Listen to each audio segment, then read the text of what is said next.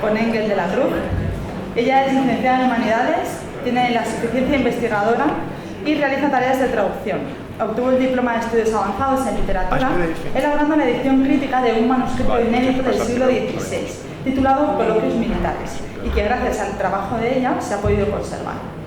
Ha sabido combinar su pasión por la literatura con su pasión por la historia, y desde hace más de 10 años se dedica a la docencia y se esfuerza en visibilizar la riqueza de la literatura española y su impacto en la cultura contemporánea. Su obra, Comuneros, la Revolución de Castilla, es un testimonio de su compromiso por hacer accesible la historia a un público más amplio. Se dice que el tarot puede predecir el futuro, pero hoy Engel nos enseñará cómo también nos puede contar sobre el pasado. Así que prepárense para una sesión de historia con un toque de esoterismo. Historia de España en el siglo de oro a través del tarot. Un fuerte aplauso para Engel.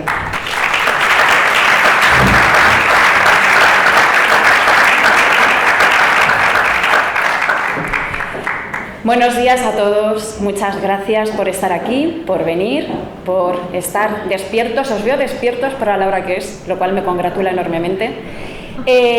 Tengo mucha información, poco tiempo, así que permitidme que haga una pequeña omisión de intro, es decir, los agradecimientos, luego ya los haré más extensos en persona. Simplemente decir que este congreso lleva 3 años, gracias a los esfuerzos de una única persona que es la que ha articulado todo esto, que es Luis Débora, y por lo tanto muchas gracias a él, muchas gracias a vosotros, y vamos a empezar con esta idea un poco peregrina que he tenido, que quizá el título de la ponencia, ya cuando lo pensé digo, puede ser un poco confuso porque puede llevar a que la gente piense que voy a hablar de cómo era el tarot en el siglo de oro, es decir, cómo se utilizaba y demás.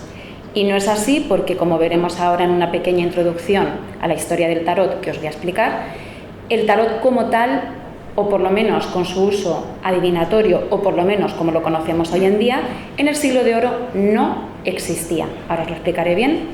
Entonces, me planteé en algún momento decir, Luis, cambiamos el título para hacerlo todavía más exacto a lo que quiero hacer, pero luego pensé, no lo voy a hacer así, simplemente para sorprender, porque a lo mejor no os esperáis que lo que yo os voy a proponer aquí es cómo sería una baraja del tarot si utilizamos las imágenes, los símbolos, los personajes del siglo de oro. Allá vamos.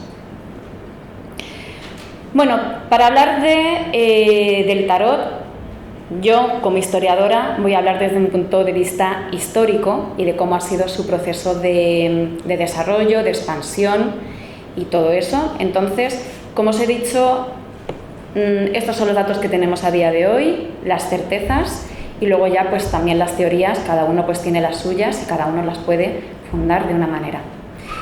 En el siglo XIV es el momento en el que conocemos que empiezan a llegar las barajas de naipes. No estoy hablando de tarot, ya sabéis que tarot y naipes están muy íntimamente unidos porque las figuras principales del tarot, los arcanos mayores, van también acompañados en la baraja con los palos de las barajas de naipes tradicionales. Estos naipes vienen de Egipto, efectivamente. Las tesis que dicen que el tarot viene de Egipto no van tan desencaminadas. Quizá del antiguo Egipto ya es mucho suponer, pero de Egipto vienen, lo trajeron de hecho los mamelucos. De hecho, si os fijáis en algunas barajas del tarot, como por ejemplo el tarot de Marsella, los palos son como muy orientales, es decir, los bastos se convierten o se parecen más a bastones y las espadas son las típicas espadas curvadas orientales. Desde la Edad Media sí conocemos, aunque no tenemos un testimonio real, fidedigno, un testimonio exacto de que se utilizase el tarot o que se utilizasen los naipes para adivinar el futuro o como práctica adivinatoria, sí que es cierto que hubo leyes en toda Europa. Voy a hablar de España, pues porque voy a hablar de la historia en España. Y, por ejemplo, tenemos reyes como Alfonso X. Alfonso X, más que regular contra los naipes, reguló contra otro tipo de juegos. tablas, dados, etc. Juan II, Enrique IV, incluso los reyes católicos también se pusieron bastante estrictos con el tema de regular el uso de los naipes. Este uso de los naipes venía dado porque se asociaba quizá al esoterismo o alguna práctica adivinatoria más brujeril. No, simplemente se consideraban juegos y los juegos conllevaban apuestas, conllevaban peleas y conllevaban pues una serie de cosas que no eran deseables para el reino. Entre 1420 y 1441 sí podemos decir que aparecen las primeras barajas de tarot propiamente dichas. Fueron un encargo de unos nobles italianos, los Visconti Sforza, y aparte de los palos de los naipes, o sea, aparte de los típicos de las copas, espadas, etcétera, incluían 22 figuras alegóricas o 22 figuras simbólicas. ¿De dónde vienen estos arquetipos, estos símbolos de los arcanos mayores? Vienen de una obra de Petrarca, Los Triunfos. Por eso a estas figuras en concreto se las conocía como triunfos. ¿Por qué esta familia noble, como ya hicieron otras? Porque esto era una cuestión de esnobismo, es decir, lo que tenía uno lo querían tener todos. ¿Por qué estos nobles encargan esta baraja? Porque no era una baraja cualquiera, era una baraja que estaba decorada con pan de oro, con lapislázuli, es decir, eran barajas caras y se tenían como señal de estatus y de esnobismo puro y duro. Es como el que compra un Kandinsky para ponerlo en el cuarto de baño. Era lo mismo. Entonces, bueno, pues se puso de moda tener entre los nobles este tipo de barajas. Ahora las veremos. Entre 1660 y 1736, Marsella, ciudad portuaria que recibe mucha influencia de muchos tipos, empiezan a aparecer las primeras planchas de naipes o las primeras barajas que se parecen al tarot de Marsella tal y como lo conocemos hoy en día, el clásico con los colores primarios, etc. Es antiguo, pero no es tan antiguo, no es medieval como muchas veces se nos quiere hacer creer. Que tiene una tipología o que tiene una estética muy medieval, sí, pero realmente los que conocemos son de esta época. El auge del tarot, o el tarot como tal, o el tarot como método de adivinación, comienza en la fecha relativamente tardía de 1770. Y todo empieza con un ocultista francés que se llamaba Jean-Baptiste Alliot. Su nombre pues no le gustaba, le parecía poco esotérico y dijo, si le doy la vuelta, pues me sale un nombre mucho más chulo. Entonces él se hacía llamar Eteila. Eteila escribió el primer libro sobre cartomancia, es decir, explicaba cómo utilizar este juego del tarot, estas barajas, para predecir el futuro. Supuestamente, este método adivinatorio él lo aprendió de unos italianos que sí que lo tenían más arraigado en sus costumbres. Un poquito más adelante, con todo este auge del esoterismo, que ya conocemos que fue una época muy esotérica, sobre todo en Francia, Coeur de Gebelin piensa, teoriza sobre el tarot, sabe que las primeras barajas vienen de Egipto, como os he dicho, de los mamelucos, y quiere ver una asociación directa de los arquetipos del tarot con la sabiduría del antiguo Egipto, concretamente con el libro de Thoth. También se marca también otro órdago bastante importante, aunque esto sí que tiene bastante sentido y sí que excede con mucho el objetivo de mi ponencia, pero si queréis investigar es bastante interesante. Asocia a cada carta del tarot, a cada arcano mayor, una letra hebrea, puesto que coincide el número de letras con el número de arcanos. Entonces sí que es cierto que tiene aquí un poquito más de sentido, entroncando directamente estos arcanos mayores con la cábala.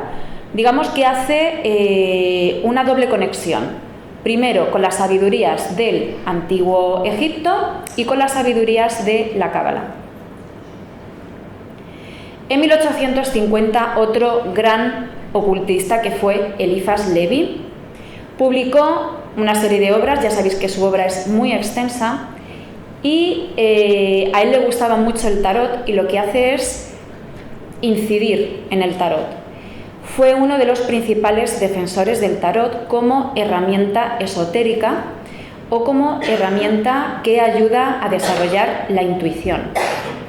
Todo esto se va expandiendo, todo esto llega hasta el punto de que en 1888, fijaos qué fecha más curiosa, se funda en Londres la famosísima Orden de la Aurora Dorada, más conocida como la Golden Dawn, en su nombre inglés. A esta sociedad secreta, esta sociedad hermética, esta sociedad ocultista, perteneció gran parte de la nobleza de la Inglaterra de aquella época. Y luego, aparte, esta orden que da para ponencia, o sea, realmente hablar de la Golden Dawn sería para hacer una ponencia de este tipo, o dos, o un congreso entero, porque realmente tuvo una historia muy interesante. Lo que hacen es sentar las bases del esoterismo moderno. Todas las creencias esotéricas que tenemos hoy en día vienen en gran parte de la Golden Dawn, tuvieron un papel muy importante.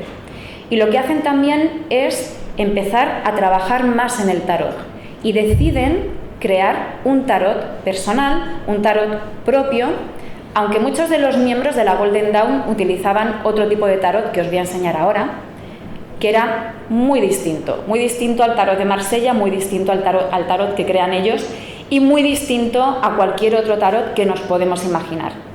En 1911 se produce un hito fundamental en la historia del tarot y es la publicación de la baraja que idean Wade como guionista y la señora, Miss Pamela Colman Smith como ilustradora, crean la baraja Rider-Waite-Smith, conocida muchas veces como Tarot Rider o como Tarot Waite o como Tarot Smith, da igual, todos sabemos qué tarot es y además es el tarot que voy a utilizar como base para desarrollar cómo sería esta baraja del siglo de oro.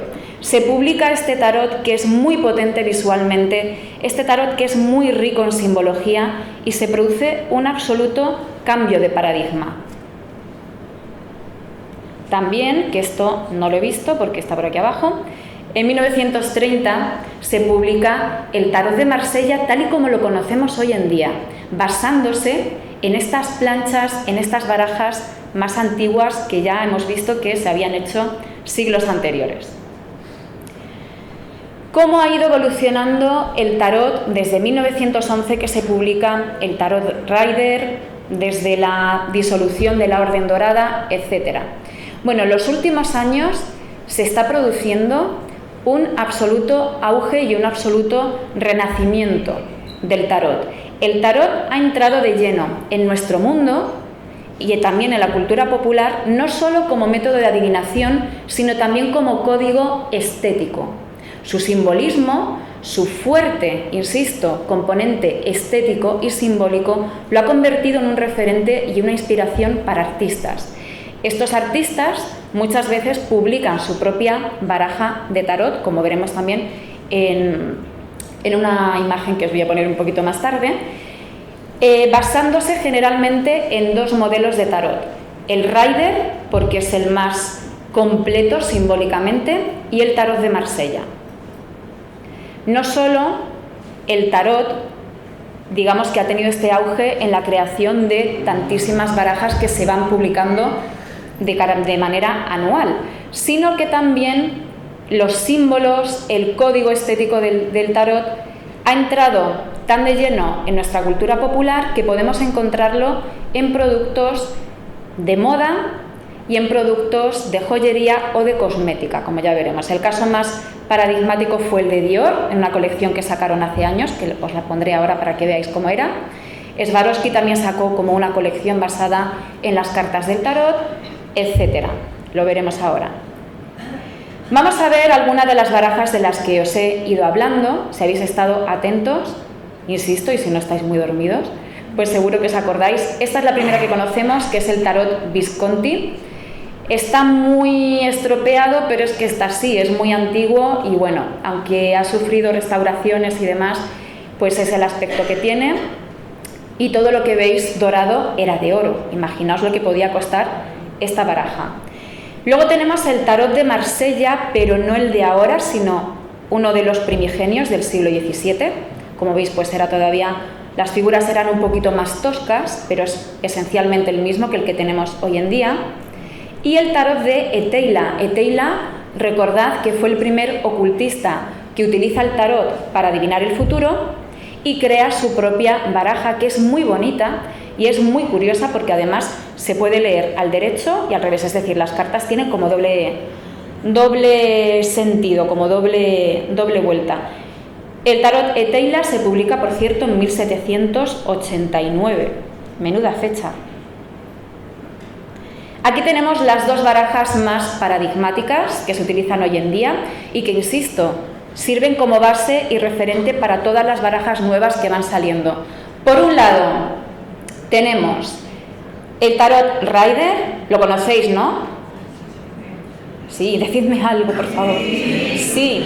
El tarot de Marsella, imagino que también lo conoceréis. Sí, bien, así me gusta, un poquito de energía. Bueno, pues estas dos barajas son las que más se venden, las que más se utilizan y son la base, insisto, para las demás barajas que han ido surgiendo. Aquí tenemos ejemplos de barajas que se han ido publicando en los últimos años. Esta es una pequeña parte porque hay gente que las colecciona como objeto estético, aparte de su contenido simbólico y esotérico. Entonces, esto que veis es la pequeña parte de la colección de barajas de la señorita EDC. No he querido poner el nombre entero, es alguien a quien yo conozco y vosotros también. Y sí, es una parte, lo siento, lo que veis. Veis que hay, bueno, está el tarot literario, el de los unicornios, el de los gatos, el de los ángeles, hay de todo. El tarot de fuego, que es el tarot que ideó Ricardo Cabolo, basándose en el tarot de Marsella. Y luego también tenemos, si os fijáis, arriba hay uno que pone invisible. Es el tarot que utilizaban muchos de los miembros de la Golden Dawn. Y este tarot no tiene imágenes. Diréis, pues vaya timo, ¿no? Bueno, es una manera muy gráfica de fomentar tu intuición. Realmente los puristas del tarot o los puristas de las artes adivinatorias dicen que cuanta menos imagen tenga la carta, más conecta con tu intuición, porque tú tienes que hacer, digamos, ese desarrollo o tienes que hacer ese esfuerzo de conectar con algo que va más allá o más acá, porque la intuición viene de aquí. Seguimos. Dior, primavera-verano 2017. Fue un desfile que se comentó muchísimo. Si os fijáis, cada vestido representa una carta del tarot. No sé si lo estáis viendo bien, pero por ejemplo tenemos aquí el diablo, la muerte, la estrella, etc. Fue una colección que, como ya sabéis, todos los componentes de alta costura se copian, ¿no?, en las tiendas que son más baratas. Entonces, pues en esa época, tiendas más asequibles copiaron en cierto modo este tipo de modelos y sacaron camisetas con las cartas del tarot. Y para que veáis que esto es una cosa de rabiosa actualidad, el hecho de utilizar el tarot como inspiración para productos de este tipo, lo que tenemos aquí de Chanel, que son unos coloretes, es de ahora. O sea, si vais a tienda y os queréis dar un capricho, porque esto barato no es, son unos coloretes que se llaman Les Tarots. Veis las cartas con el número 5 emblemático de Chanel. Y bueno, ¿por qué, por cierto, introducir estos elementos esotéricos en moda y en maquillaje en este caso? Bueno, Christian Dior era bastante supersticioso y tenía la costumbre de, a sus modelos de alta costura, los vestidos que hacía, coserles amuletos por dentro del vestido. Y Chanel, esta colección está basada en el tarot porque se sabe que ella, antes de una cita importante o cuando tenía algún tipo de preocupación, tenía una adivina personal o recurría siempre a que le echasen las cartas del tarot. Vamos a meternos en materia ¿Vamos bien? ¿Cómo sería una baraja de tarot si la quisiésemos inspirar en el siglo de oro español? ¿Podría hacerse? Sí. El siglo de oro pasaron tantas cosas, está llena de personajes tan emblemáticos que podría hacerse, no solo una, sino varias.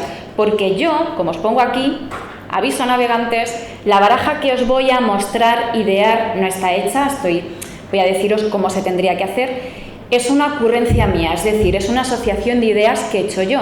Seguro que vosotros, al escucharme y al verlo, pensaríais otra cosa, diríais, ay, pues yo en esta carta hubiese puesto otro personaje, hubiese puesto otro acontecimiento. Entonces, esto es bastante libre, luego si queréis cuando coincidamos en un descanso o durante el congreso lo podemos comentar si os apetece. Pero bueno, tened en cuenta que estoy hablando de una cosa que no existe aún, quizá en el futuro se podría hacer y que se corresponde a mi criterio que no tiene por qué coincidir con el vuestro. Aviso a navegantes también, yo el siglo de oro, yo barro para casa y lo estiro también al siglo XV, a finales del siglo XV y también meto de lleno el siglo XVI. Aviso a navegantes, el orden de la baraja del tarot que propongo no es cronológico, ¿vale? Voy a mezclar acontecimientos porque la propia baraja no me lo permite y así de esa manera es todo más libre. Empezamos. El arcano 0 no tiene número porque lo podemos colocar al principio o al final, es el loco. El loco simboliza toda la historia que cuenta el tarot, que es el viaje del héroe, es decir, el camino desde que te encuentras a ti mismo hasta que alcanzas la perfección o la plenitud. ¿Qué simboliza esta carta? Por cierto, una cosa que no he dicho, hay parecidos impresionantes entre algunas de las cartas que os voy a enseñar y las figuras en las que para mí podrían inspirarse. ¿Conocí a Pamela Colman, que fue la ilustradora de este tarot, el siglo de oro español? Probablemente no lo tuvo en cuenta, pero hay coincidencias bastante curiosas. Bueno, el loco simboliza aventura, nuevos comienzos, libertad, decisión, es el inicio del viaje del héroe. Pensaréis, vais siglo de oro, loco, Juana la loca. No, primero porque no tiene nada que ver con el significado de la carta y segundo porque dejemos de llamar de una santa vez a Juana I de Castilla como Juana la loca. ¿A quién pondría yo en esta carta? Misterio, no lo sabremos nunca, vaya por Dios. Bueno, no sale, no sé muy bien por qué, pero yo os lo digo. Pondría a Cristóbal Colón. Cristóbal Colón simboliza el viaje a lo desconocido, simboliza el inicio de la aventura. Por lo tanto, sería la carta que yo escogería para el loco. El mago, carta número 1. Coged el móvil y la veis cómo es el mago. Es un señor con una mesa ideando cosas. Tiene una conexión directa con la inspiración divina. Creación sin límites. Inspiración. En el siglo de oro hubo una persona a la que se le llamó el Fénix de los ingenios, porque tenía una creatividad. También aquí, bueno, se habla de que tenía a lo mejor quizá una escuela de negros tal. No me voy a meter en ese fregado, pero bueno. En la carta del mago pondría a Lope de Vega. Carta número 2, la suma sacerdotisa, que además va vestida de azul. Es muy curioso. Es muy curioso, ahora os diré por qué. La sacerdotisa significa misticismo, una gran espiritualidad, etc. ¿A quién he metido aquí? A María Jesús de Ágreda, conocida por su leyenda asociada de la Dama Azul. Ya sabéis que fue una mística impresionante que tuvo una correspondencia muy activa con Felipe IV y que tenía fama de bilocarse y de ser, no sé cómo decirlo, una de las místicas con más poder espiritual. La emperatriz, me encanta, es mi carta favorita, de hecho. Representa la belleza, la sensualidad, el poder, la fertilidad y la abundancia. Isabel de Portugal, emperatriz del Sacro Imperio Romano Germánico. se parece, o por lo menos yo a lo mejor es que estoy ya un poco, que lo veo todo parecido, pero sí que es cierto que incluso las cartas, la carta y ella misma se parecen, se dan un aire. Bueno, el emperador, aquí no va a haber ninguna sorpresa de elección de figura porque es bastante obvio, sería el marido de la emperatriz, autoridad, dominio, poder, fuerza y control. El marido de Isabel, Carlos V, también rey de España y emperador del Sacro Imperio Romano Germánico. El Papa, o sumo sacerdote, es una carta que representa sabiduría, enseñanza, doctrina, tradición y fe. Fe asociada a la docencia, a la enseñanza. Quien, aparte de sus labores religiosas, fundó ni más ni menos que una universidad, el cardenal Cisneros. Los enamorados. Esta carta tiene muchas interpretaciones porque en el tarot de Marsella no salen 2 sino 3 personas. A mí me gusta más este tarot, es el que voy a utilizar, insisto, de base. Solo aparecen 2. Es el amor, pero también son decisiones. Y también es un amor que muchas veces no es un amor que acaba bien, porque fijaos que lo que representa la carta realmente es el pecado original. Son Adán y Eva, y la historia no termina nada bien. Como la historia de Juana I y Felipe el Hermoso. El carro, determinación, éxito, liderazgo, energía. Aquí estuve dudando mucho, no sabía quién poner, porque realmente esto es un líder militar victorioso. Hay muchos, podría haber puesto a Spínola, podría haber puesto a Juan de Austria, pero Alejandro Farnesio, pero yo me he quedado con mi favorito porque la baraja es mía y si no os gusta me llevo el juego. Mi favorito, que es el gran capitán. La fuerza. Venga, quien me conozca va a saber quién es esto. Hombre, ya lo he escuchado, o sea, ha sido... Bien, María Pacheco. Resistencia, valor, lucha ante la adversidad. Fijaos lo fuerte que es esto, que la carta tiene un león. La señora que hizo las cartas no sabía nada seguramente de María Pacheco, pero obviamente esta carta, si yo la tuviese que poner en mi baraja del siglo de oro, sería María Pacheco. No solo por ser la leona de Castilla, sino porque representa la fuerza de una manera impresionante. El ermitaño, introspección, soledad, ascesis, es un vínculo igual que la sacerdotisa. Es el vínculo más alto con la espiritualidad. Es la conexión con la luz interior. De hecho, lleva un farol con una estrella que representa su propio espíritu, que es quien le guía.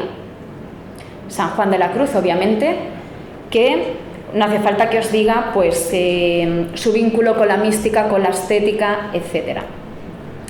La rueda de la fortuna, cambio, fin de ciclo, son cambios inesperados, cambios de paradigma, inestabilidad, etc. Yo aquí he puesto lo que sería el fin, por eso, del siglo de oro, por eso os he dicho que no sigo un orden cronológico, ¿vale? Que sería la Guerra de Sucesión Española. Ya sabéis que la dinastía de los Austria termina con un rey peculiar, que fue Carlos II el Hechizado, y tras la muerte de Carlos II el Hechizado sin descendencia, como no podía ser de otra manera, porque el hombre pues tenía, pues yo creo que todos los síndromes que se pueden tener los tenía él acumulados en su pequeño cuerpo. Muere sin descendencia, entonces se genera esta guerra de sucesión entre austracistas y borbones, y ganan, como ya sabemos, los borbones, que sigue siendo la dinastía que tenemos hoy en día. La justicia está en su trono, está coronada con una corona que parece un castillo. No me digáis que esto no son cosas que luego lo piensas y dices, uy, qué casualidad, ¿no? Porta la espada de la justicia y una balanza, y representa la voluntad, la virtud, el equilibrio, la asertividad y el deber, esa sensación del deber. Isabel de Castilla.